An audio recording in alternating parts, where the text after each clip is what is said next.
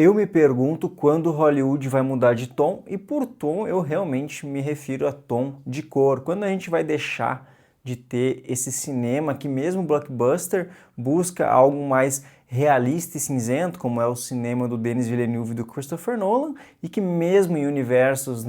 fantasiosos que demandam mais cores e vibrações, buscam extrair um máximo de realismo disso, como são, por exemplo, os filmes da Marvel. Isso, para mim, tem estrangulado em muito cinema de Hollywood há 2 décadas, basicamente. Acho que foi popularizado ali com a trilogia do Cavaleiro das Trevas, do Nolan, que pega um conceito de quadrinhos, por mais que seja um herói um pouco mais maduro, mas ainda assim dentro de um reino lúdico e bastante caricato, e transforma isso em algo hiperrealista. Por exemplo, nós tivemos recentemente o Mortal Kombat, que é uma franquia muito gráfica, muito exagerada, e eles pegaram um filme que, tirando alguns momentos, as cenas de ação especialmente são normalmente durante a noite, em cenários de pouco contraste, que tu nem consegue ver as coreografias, e as cenas de ação basicamente sabota todo o filme. Algo que tem amordaçado os filmes e deixando tudo num tom monocromático bem entediante. Esse Mestres do Universo, que poderia ser chamado de He-Man por aqui, mas eles querem expandir a franquia, não sei se vai dar certo, mas enfim. É um filme, um universo que clama muito por cores, vibrações, porque é um mundo feito, não somente por ser fantasia, mas vindo de um material de origem que é um desenho bem cartunesco, bem caricato, bem exacerbado no bom sentido. Tu tentar transformar isso em algo realista, tu vai estar não só atraindo, mas como vai estar sabotando, diminuindo o potencial que esse universo tem, como que se os produtores associassem algo mais exagerado, mais excêntrico a algo infantil, que o público não fosse gostar, quando os últimos filmes da Marvel, todos fracassando, assim como outros blockbusters, como o próprio Mortal Kombat 2, deixam bem claro que as pessoas estão cansadas desse tom,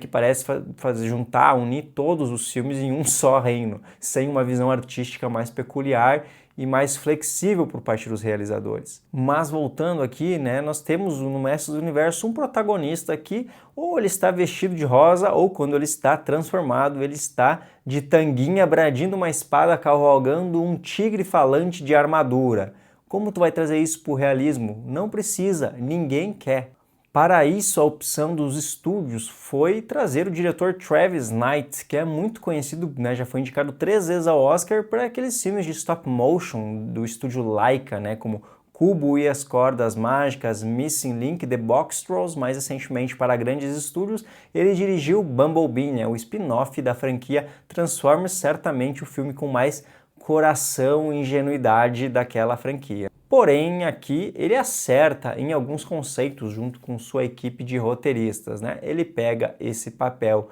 de coach infalível, imortal do He-Man e faz uma desconstrução satírica disso, trazendo bastante humor e alguma humanidade com um personagem que poderia soar bastante dimensional de outra forma, porém ele insiste tanto, mas tanto o personagem quanto o universo na alta paródia, que isso acaba ficando cínico e cansativo com o tempo. Tudo, a todo momento, é motivo para tirar o sarro,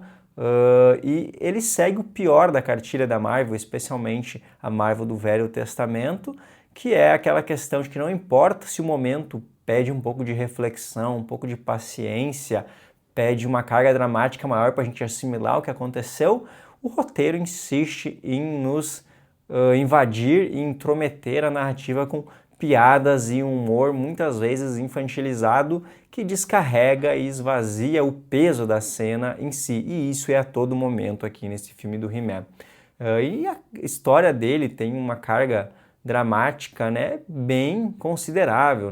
análogo, por exemplo, a Thor, ao Doctor Who, que é o cara perdido, sem conseguir voltar para casa, e ele tem reencontros com amigos, com os pais, e tudo é feito de maneira tão superficial e acelerada que é difícil tu sentir alguma coisa, alguma emoção verossímil dentro daquilo, por mais que tu queira. Isso também serve para o enredo e o risco dos personagens em si, pois por mais que o esqueleto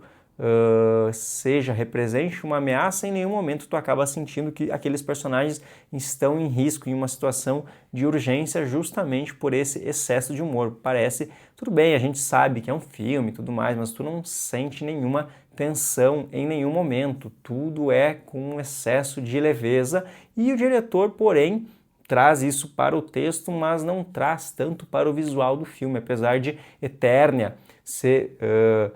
superficialmente, digamos assim,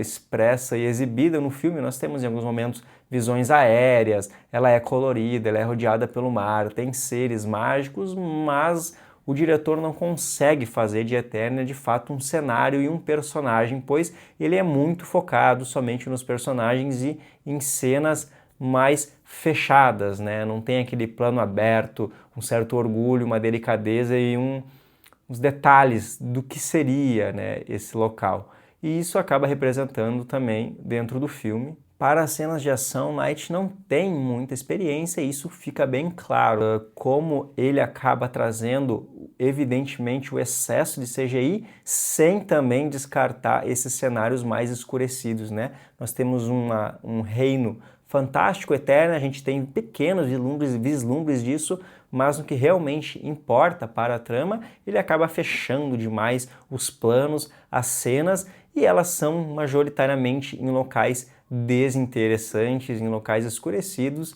e como a gente já não tem o fator risco, não tem um interesse visual, acaba sendo tudo bastante chateado, tudo muito modorrento, conforme as cenas de ação vão escalando para o que deveria ser um clímax. Então, quando o diretor tenta trazer algumas discussões no meio disso tudo sobre masculinidade, sobre humanidade, isso é simplesmente sugerido e descartado rapidamente, como o humor não tem uma real tentativa de absorver e debater isso com profundidade. É tudo quebrado de forma muito abrupta por um humor novamente bastante invasivo. Quem rouba a cena de fato é o Esqueleto. Eu confesso que eu não sabia, não conhecia quem era o dublador dele neste filme, e assistindo eu não consegui reconhecer a voz, mas eu terminei. O que eu mais queria fazer é quem dublou o Esqueleto, pois o Esqueleto rouba a cena de forma implacável cada vez que está em cena. O Jared Leto faz aqui talvez a melhor atuação dele em muito tempo. Ele tem atuações boas, apesar de ser um ator bastante estigmatizado negativamente pelos seus últimos papéis, mas principalmente na década de 2000, lá com Requiem para um Sonho, Mr. Nobody, ele tem boas atuações. Termina talvez ali com o seu Oscar e depois dá um downgrade considerável. Ele é normalmente a pior coisa dos filmes que ele está, por exemplo, aí o último Tron, Morbius, até o Blade Runner 2049, ele consegue pegar algo que estava no personagem do desenho, que é algo, uma dramaticidade de voz em megalomaníaca, como se estivesse sofrendo, como se fosse um personagem shakespeariano, caricato a todo momento, e traz um charme cartunesco e bastante falastrão nisso, e isso é muito divertido. Tem uma sequência de cenas que envolve ele invadindo aí a mente do He-Man, que é ele na academia, é ele no RH, de onde o He-Man ou o Príncipe Adam, então, trabalhava, que são hilárias e impagáveis, e como o CGI e o design dele são muito bem feitos e são intimidantes, apesar, né, da personalidade dele ser bastante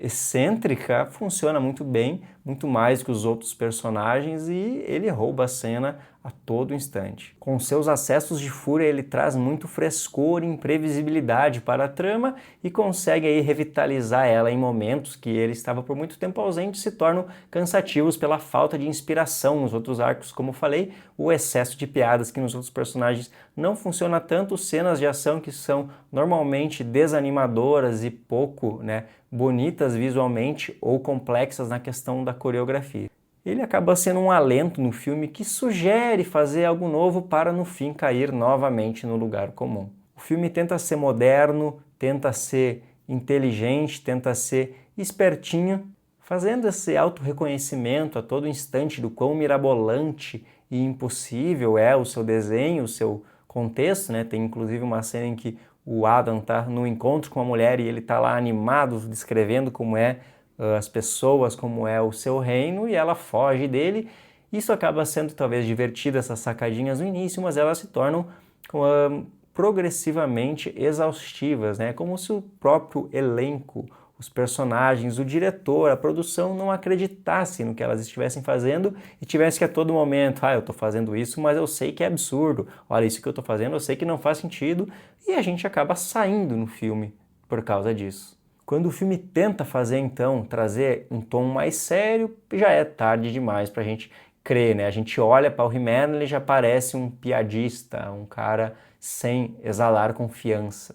Faltou mais do que força aqui, então, para He-Man, faltou convicção e paixão de abraçar o seu conceito, a sua irreverência, a extravagância do material original, não somente com piadas. É uma pena, então, pois era um filme que tinha tudo, tanto na época que ele está, quanto o seu material de origem para quebrar essa onda de blockbusters cinzentos. As pessoas já provaram que não estão mais interessadas somente nisso, com o fracasso recente dos filmes de herói, e o conceito, novamente, que pede bastante esse exagero. He-Man sugere isso, em alguns momentos atinge, mas o resultado final é bem aquém do esperado. Então, para Mestres do Universo, eu duvido muito que vá se tornar franquia, por mais que ele tem a cena pós-créditos que indiquem isso.